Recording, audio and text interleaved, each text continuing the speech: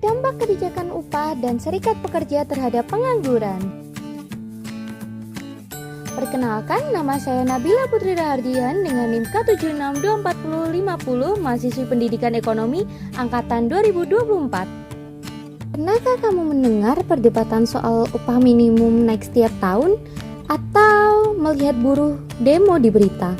Tahukah kamu kebijakan upah dan serikat pekerja punya peran besar dalam menentukan berapa banyak orang yang punya pekerjaan? Yuk tonton sampai habis ya. Upah adalah balas jasa yang diterima pekerja sebagai imbalan atas tenaga kerja dan waktu yang diberikan dalam proses produksi dalam suatu perusahaan tertentu. Upah minimum adalah upah terendah yang wajib dibayar pengusaha. Setiap tahun, gubernur menetapkan upah minimum provinsi, UMP, dan kabupaten atau kota, UMK, dengan pertimbangan inflasi, pertumbuhan ekonomi, dan daya beli masyarakat.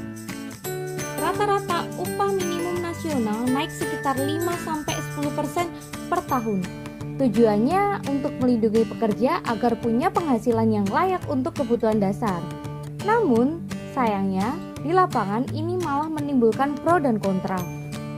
Untuk perusahaan besar, kenaikan upah minimum tidak terlalu bermasalah karena skala usaha mereka cukup besar.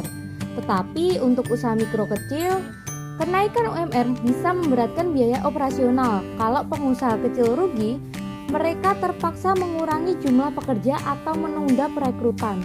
Inilah sebabnya kebijakan upah harus sejalan dengan peningkatan produktivitas dan efisiensi usaha. Setelah itu, tahukah kamu mengenai serikat pekerja? Serikat pekerja berfungsi memperjuangkan hak-hak buruh melalui perundingan bersama.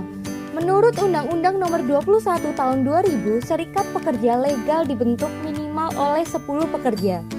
Indonesia punya ribuan serikat pekerja dari tingkat perusahaan sampai konfederasi nasional. Kebebasan berserikat dan berundingan bersama adalah pilar penting hubungan industrial yang sehat.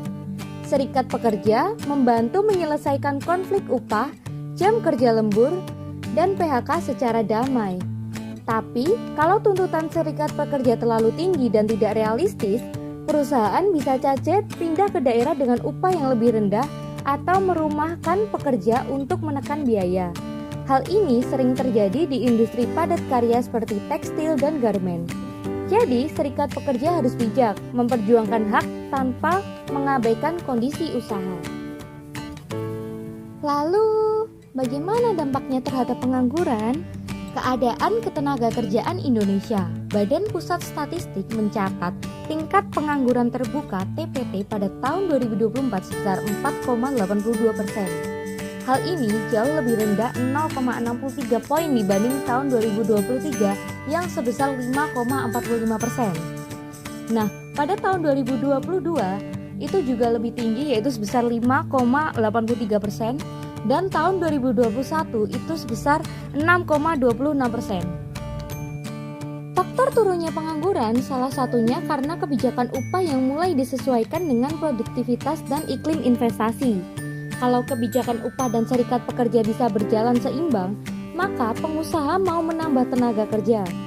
Sebaliknya, kalau upah minimum naik terlalu tinggi dan serikat menuntut berlebihan, maka pengusaha akan mengurangi pegawai tetap dan lebih memilih sistem kontrak jangka pendek atau otomatisasi mesin. Ini membuat peluang kerja berkurang, terutama untuk pekerja berpendidikan rendah. Jadi, kuncinya adalah meningkatkan keterampilan pekerja, mendorong produktivitas, dan menjaga dialog antar buruh, pengusaha, dan pemerintah. Jadi, kebijakan upah minimum dan peran serikat pekerja sama-sama penting untuk kesejahteraan buruh. Namun, keduanya harus tetap disesuaikan dengan kondisi ekonomi dan kemampuan dari sebuah perusahaan. Dengan begitu, pengangguran bisa ditekan, kesejahteraan masyarakat meningkat, dan industri dalam suatu negara bisa tetap maju.